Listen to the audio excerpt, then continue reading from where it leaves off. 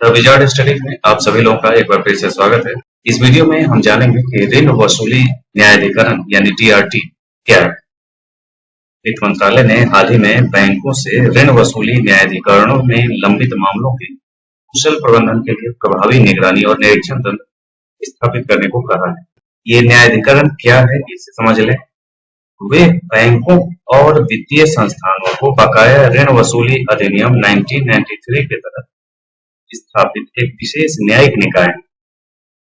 भारतीय कानून के तहत ऋणदाताओं के अधिकारों को लागू करने और ऋण वसूली प्रक्रियाओं में तेजी लाने में रियल एस्टेट एजेंट महत्वपूर्ण भूमिका निभाते हैं।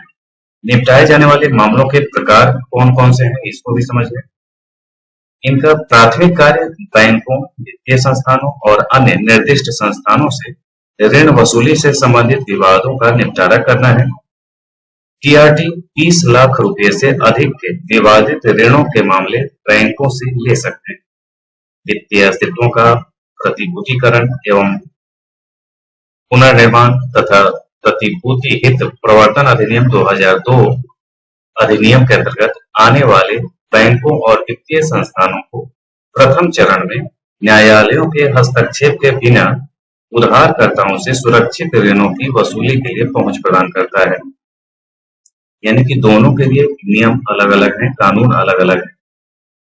प्रतिभूतिकरण अपील उन व्यक्तियों द्वारा DRT के समक्ष दायर की जा सकती है जो SARF यानी कि ये जो अधिनियम है, प्रतिभूतिकरण और पुनर्निर्माण एवं प्रतिभूति हित प्रवर्तन अधिनियम 2002, उसी को शॉर्ट फॉर्म में SARFAESI अधिनियम कहते हैं।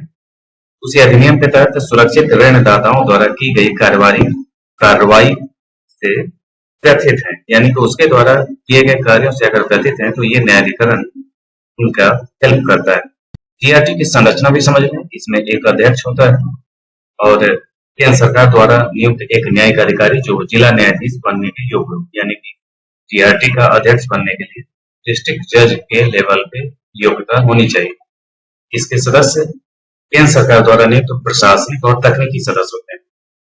बैंकों और वित्तीय संस्थानों को देय ऋण वसूली अधिनियम 1993 की धारा 22(2) के अंतर्गत DRT को निम्नलिखित शक्तियां प्राप्त हैं। पहला है कि किसी व्यक्ति को बुलाना और उसे उपस्थित करना तथा शपथ पर उसकी जांच करना। दूसरा है दस्तावेजों की खोज और उत्पादन की आवश्यकता। तीसरा है शपथ पत्र पर साक्ष्य प्राप्त करना। चौथा है गवाहों और दस्तावेजों की जांच के लिए कमीशन जारी करना। अगला है अपने निर्णयों की समीक्षा करना, किसी आवेदन के चूक के कारण खारिज करना और उस पर एक पक्षीय निर्णय देना।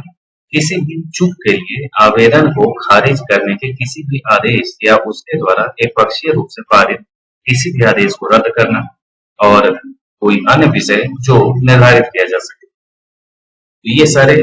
ये सारी शक्तियां प्राप्त हैं जो ये न्यायाधिकरण कर सकता है।